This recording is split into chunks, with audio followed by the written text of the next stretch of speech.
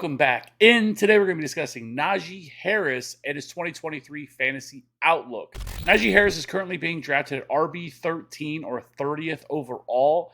Now, last season was kind of a tale of two halves, right? He had a 69% opportunity share. He averaged 16 carries per game and 2.4 receptions per game. He had over 1,000 rushing yards, 229 receiving yards, and 10 touchdowns. And he had finished with 13.2 fantasy points per game, but he also had a 14.7 expected fantasy points per game.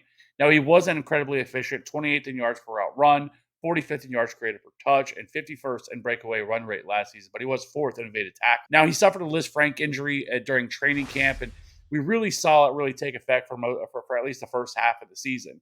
Because for his first 8 weeks of the season, he was playing with a steel plate in his shoe, and his play was drastically different.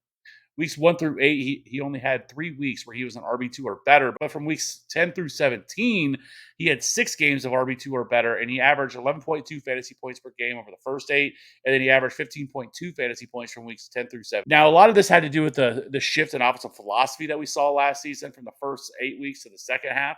It all kind of coincides with Matt Canada as the offensive coordinator here. Weeks 1 through 8, they were 7th in pass rate, and they were 28th in total yards per game, and 28th in play success rate. Now, from weeks 10 through 18, they were 27th in pass rate, 15th in total yards per game, and 5th in play success rate. It also should be noted over that same stretch from weeks 10 through 18, when Najee Harris kind of turned his season around, everything else aligned. He was 8th in PFF's rushing grade. He was 7th in receiving grade, 3rd in rushing yards, 7th in PFF elusive rating. And he was also 5th in yards after contact per attempt over that same span. So obviously, when you look at the first half to the second half, are just two totally different things. And obviously, when you're dealing with a foot injury, especially for a running back, obviously it's a big deal. So it certainly has some merit to why he played so poorly over the first half to the second half. Now, don't get me wrong. When we talk about Najee Harris, like as a fantasy asset, like I don't think that he has this extremely high ceiling. He's always going to be based on volume. That is his calling card. That's what matters. And to say that he's not this efficient running back and he's not this super explosive running back is also true, because neither one of those things are what I would describe Najee Harris as, because he's not. He's never been that. He wasn't that in college either. Like, he wasn't this explosive runner in college. It's just not his game. He's not a guy that's going to be busting off these long 40, 50-yard runs. This is not who he is.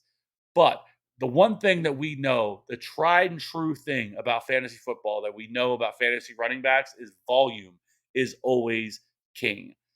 So if you were going to be on the side of it, you think Najee Harris is a bust and you think you shouldn't draft him this year, you're going to have to be on the side of you think that his workload is going to drop dramatically. And I just don't see that happen. As much as I like Jaylen Warren was incredible last year. He was one of the most efficient running backs in the league at every single metric. And I would argue that with Jaylen Warren, that maybe he does deserve a bigger workload. But I just don't see Mike Tomlin in this offense shying away from Najee Harris now. I think when you look at, he averaged over 20 touches per game over the second half of last season. That's probably what you could be looking for out of this season. Now, one of the other issues that we always talk about with this team is this offensive line, and they have done a great job with improving it. Last season, but I would also argue that this offensive line really wasn't even as bad as people think that it was. They were 10th in adjusted line yards, 1st in power rank. They were 24th in second level and 29th in open field, but they were also 12th in adjusted sack rate. PFF had them at 15th in terms of pass blocking and 16th in run blocking last season. However, heading into 2023, there's definitely some things to be excited about with them adding Broderick Jones, their first-round pick this year, going to play left tackle. And then you have at left guard, they brought in from the Philadelphia Eagles, Isaiah Samalu. So this offensive line is going to be better. PFF ranks them as 12th overall in terms of their offensive line ranking this season. And so those are all really positive marks. It's going to open more holes. It's going to allow Najee Harris to have more room to operate, because Najee Harris is not a creative runner. Like I said, he's not a super explosive guy. He needs those running lanes to be able to come through.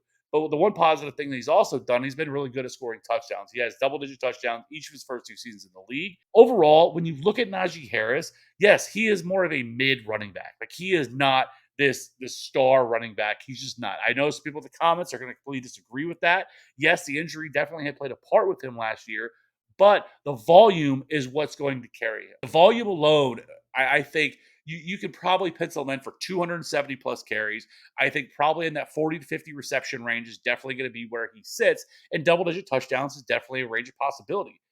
He was the RB7 over the second half of last season. I think when you look at him, I think that's probably his ceiling. I think somewhere in that 7 to 10 range. I think you feel comfortable with. I currently have him at RB11. I'm higher than market, not by much. Really, where he's being drafted around a lot of these guys that have a ton of question marks. He's being drafted around guys like Joe Mixon, Aaron Jones, Kenneth Walker, Damian Pierce, Miles Sanders. Like all of those running backs are kind of going in this range. And I don't know if any of them that you can just 100% say that they have the type of workload upside that Najee Harris does. I think Joe Mixon would probably be the other one that we would obviously talk about, and obviously had a much better offense.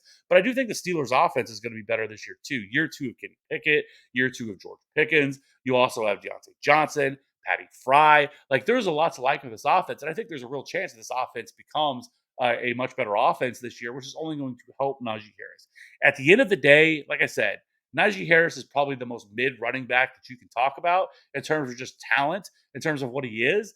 But volume is always king because that's what wins championships, boys and girls. So let me know in the comment section below what your thoughts are on Najee Harris. Are you taking him? Are you avoiding him? Let me know in the comments. We'll see you on the next one. Bye.